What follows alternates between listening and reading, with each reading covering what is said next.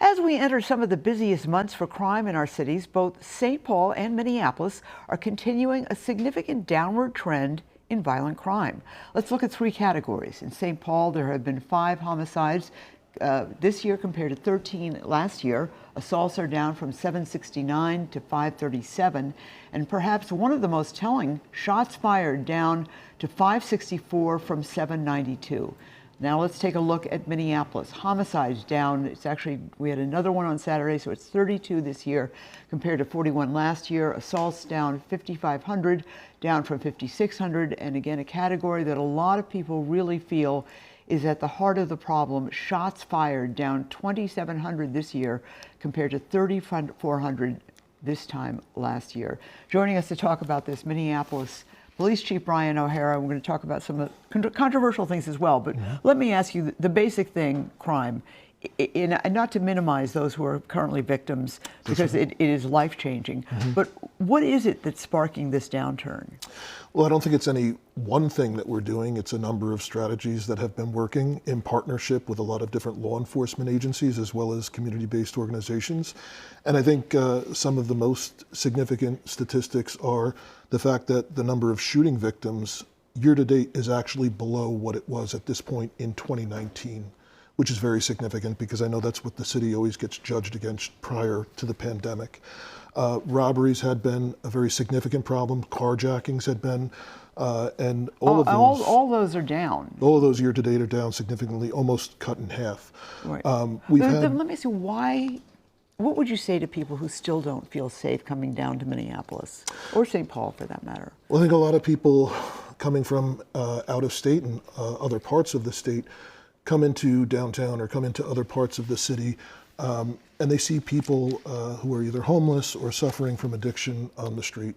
And I think that gives the perception that it is dangerous when in fact those folks are not.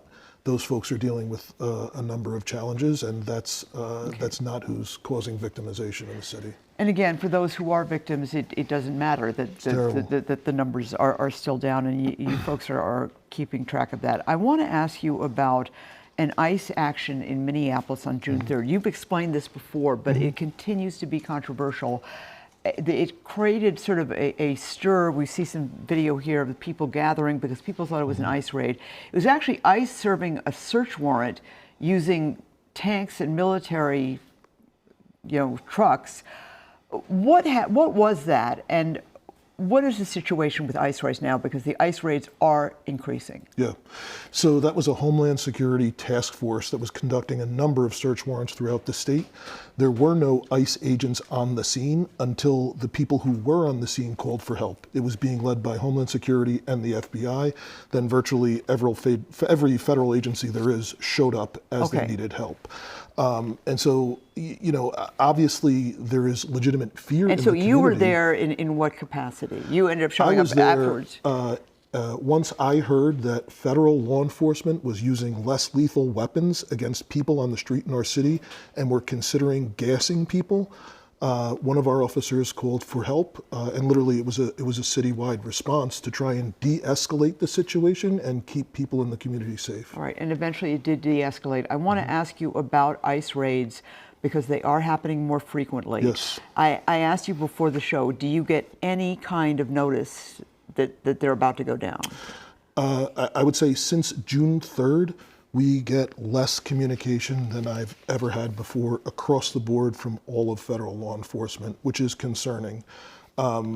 Because obviously whenever federal law enforcement is conducting any kind of activity in the city, it is helpful for police to be aware that is happening in case we receive calls for service. Obviously, we had someone pretending to be the police that targeted legislators and that kind of thing. Horrifying. And we have received reports of people being concerned that there may be a kidnapping happening. So it's definitely a concern that there is not as much communication as there had been before. Okay, I want to ask you about a bright spot here because you have really had success recruiting. There was actually a press release put out just this past month, last month, saying for the first time in a number of years, Minneapolis had over 600 police officers. You had dropped way down into the 500s. Yep. Minneapolis used to have 900 officers. That's right. How is recruiting going? It is a whole lot better than what it was for the majority of my time as police chief. For decades, Minneapolis had about 900 police officers, and we had dropped down to the lowest level since right after World War II, at a time when we were experiencing much, much higher levels of crime and violence.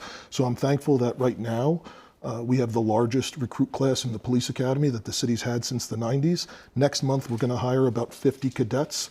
And by next year, we will have the largest recruit class in the academy than the city has ever had. You will actually take people who have not yet gone to college. That's right. And pay for their college. I was not aware of this. Pay for their college. Yep. And then they come out of a job, and now the salary is $65,000 for a starting officer. Absolutely. This is potentially a life-changing opportunity for people, especially from the city.